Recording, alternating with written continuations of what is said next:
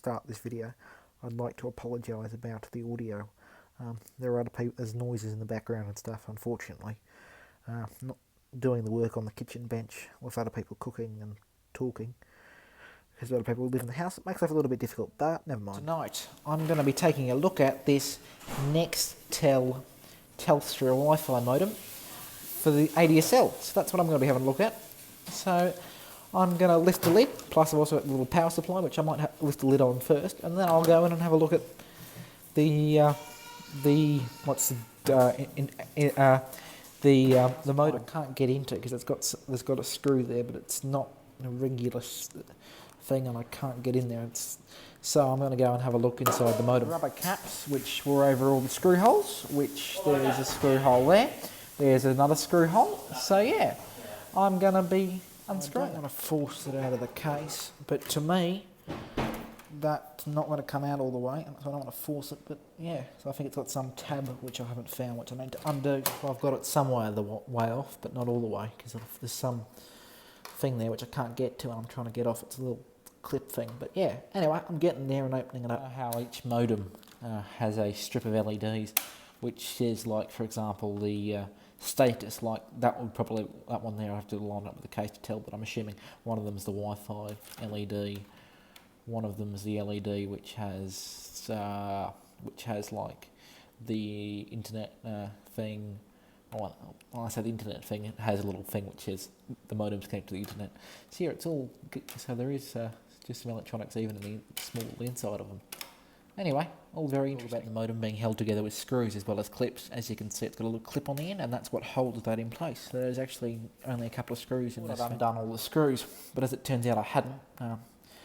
Because the people in China who designed this, yes, made in China, as you can see there, has put a sticker right over on the screw holes. So I had to break it. I had to pull apart the case, and then I was wondering why I couldn't get in. Anyway, I saw the little screw hole, but on the other side of the circuit board.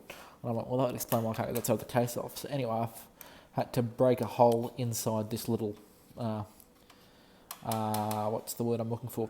A sticker. So that way I can open that up to get into there. So anyway, I'm going to undo that screw now. But yeah, the sticker was covering that up before, so I had no idea that was there. They clearly don't design these to be gotten into. I've undone that screw hole, which I didn't know was there. And there's a lot of SMDs on this board. I'm not sure how well they can be seen, but there's ones like that, a couple like that. And if I flip over the board, there's more SMDs, lots of SMDs, and lots, because as you can see there are the tracks on the circuit board, and there are the SMDs. They're absolutely tiny, and my screwdriver head's bigger than them. But yeah, so there's lots of SMDs, and there's also a fair chunk of heatsink on this. That's one heatsink, that's two heatsink. Sorry about the background noise, there are other people in the kitchen here. And yeah, and that's the RF module there, I would assume, for the 2.4 or 5 gigs Wi-Fi. And that is the little circuit board antenna. I'd say the little 3-element circuit board antenna there. And another 2-element circuit, 2 or 3-element circuit board antenna there. So yeah, they're quite intricate. All the surface mount stuff. There's actually not much through hole. There's that, which is quite big. The heat sinks are quite big, but the rest of it is fairly much. A fair chunk of it is SMDs. Well, except for this, which I'm going to pop open and have a look soon, because that's just got a little metal case. The other side of the board than from what I was showing you before. Actually, I think I briefly showed you this, but as you can see, there are all the tiny little SMD components, which my screwdriver head is bigger than. Not sure how well that is focusing, but yeah, that's the SMD components, and that's my screwdriver head. So they're absolutely tiny. The RF module, which goes to the antennas, and by the looks of things, they're just 2 Phillips head screws. So I'm going to take them out, and we'll have a look at the RF module. Taking the screws out, and I think I'm going to have to go in now and somehow remove that from that, which I think will just be a case of pulling it, but I don't want to force it out, because I'm assuming it won't want to come out easily. Anyway, if nothing else, this is really interesting. So that's the entire RF board with the antennas going up here. This is probably fairly lossy on the gigahertz range, but anyway, as you can see, all it's holding them in place, a little bit of tape. So I'm going to bust up the tape, and we're going to have a look at this RF module. So we're back in here, which is where the coax port is. And as you can see, there's a whole bunch of SMDs, but then there's, sorry about the shaky camera work, it's all done on my phone, on just an iPhone. Here's a screwdriver.